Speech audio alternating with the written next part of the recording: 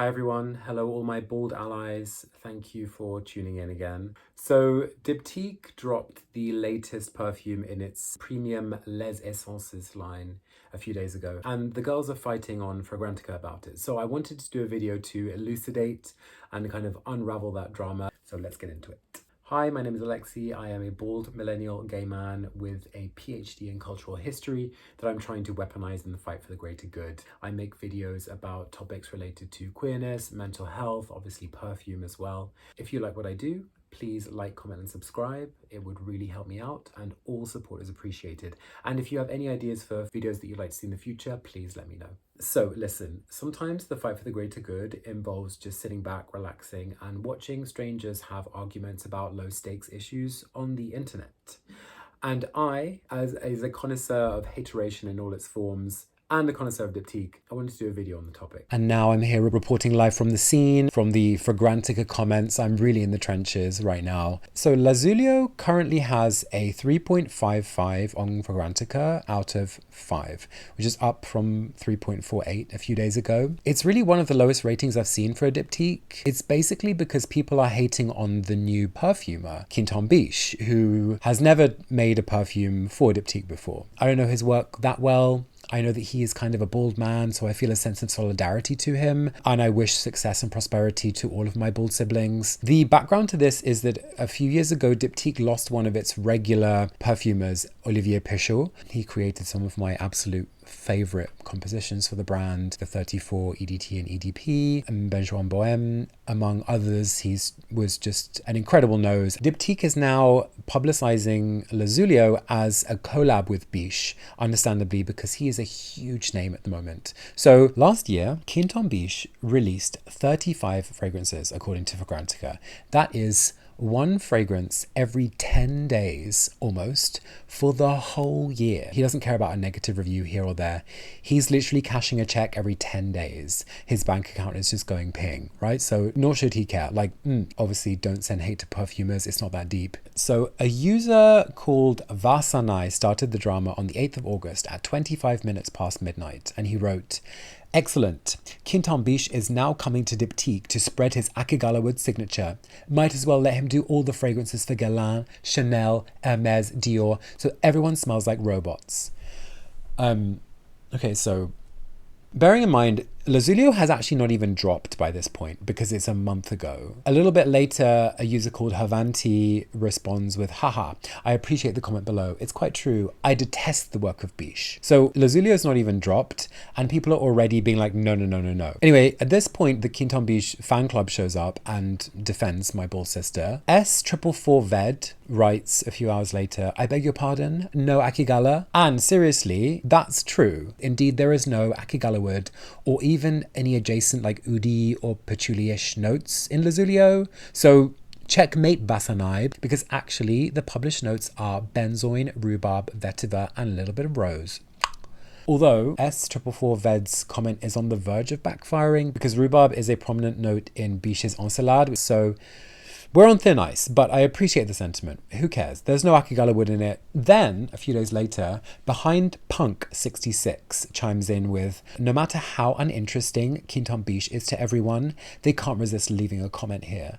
And I'm pretty sure they'll be the first to rush and try the scent." This whole thing is giving very like Britney releasing music in the late 2000s after her breakdown. Love me, hate me, say what you want about me, but all of these big perfume houses are begging to collaborate with me on perfumes. So he's just at home. He's just at home counting his money. And then Peach Petals echoes that a few days later by saying, quote unquote, "I detest the work of Bisch," the weirdo comments below say. Yet here they are commenting on his unreleased fragrance before even smelling it. Sick obsession to be a hater. Get a life.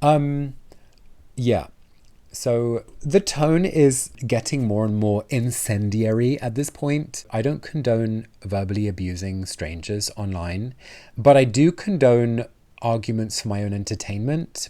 So it's really hard to call this one. I don't know what it is about watching people have like zero stakes arguments about things that do not matter online.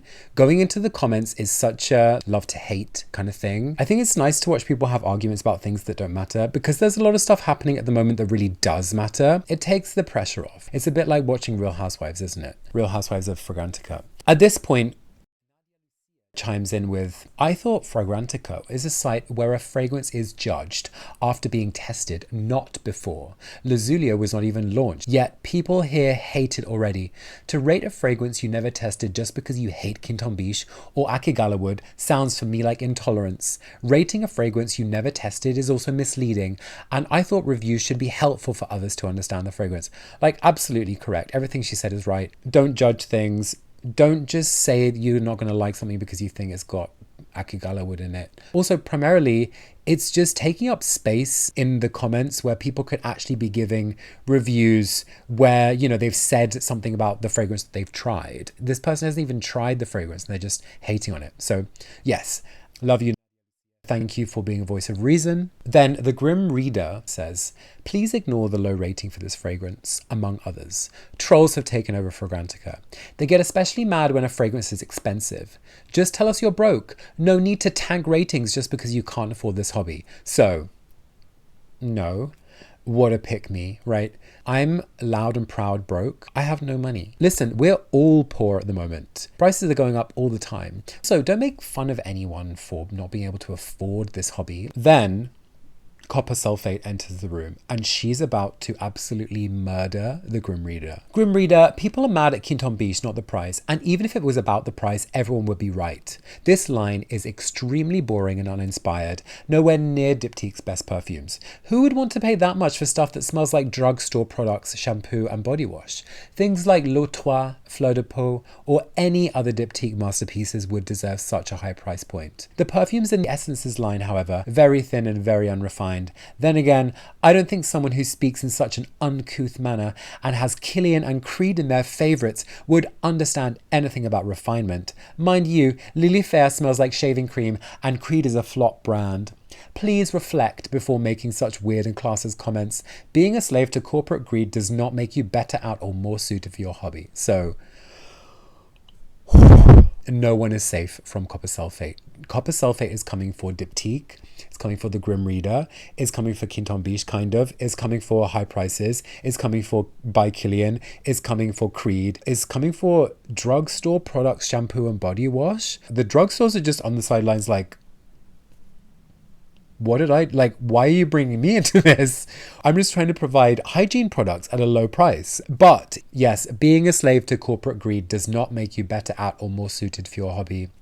Yeah, it's true. Like, ultimately, companies are profiteering off our interest in perfumes, as well as in many cases profiteering off the labor that goes into producing the raw materials. There are a lot of ethical questions about the supply chain and about where these products are sourced from. Let's not even get into that. The drama has since fizzled out, but I do want to give a special mention to a user called VanWNB, who commented on the 6th of September that Lazulio, quote, smells like keto breath. I don't know what that is, but I love that you can get a variety of comments on Fragrantica. They really like run the gamut from like completely incoherent to essays, stories and poems. Someone should do like a literary analysis of that. I want to say I tried Lazulio. It's pleasant. The rhubarb is very tart on the top, but it's not too sharp. There's a really beautiful heart section where the vetiver really shines, but it also smells like a kind of nice fragrant like black tea. I don't get a ton of benzoin. Like, it's not really a resiny fragrance, but there is that kind of caramelly undertone. It's very well controlled. It's very chic. It's typical Diptyque. I just don't think that it's worth £255 for 100 milliliters in any reality, any parallel universe, in anyone's wildest dream. So what do you think about the Fragrantica drama? Do you agree with someone? Do you disagree with someone? Do you think Kilian is a flop brand? Do you like Quentin Bisch? Do you not like Quentin Bisch? If you don't like Quentin Bisch, why do you not like bald men? What's that about? Do you have bald prejudice? Okay. Do you think that Quentin Bisch uses too much Akigalawood? Do you think he doesn't use enough Akigalawood? Anyway, okay. Thank you all for your comments. Thank you again for watching this video, and I'll see you next time.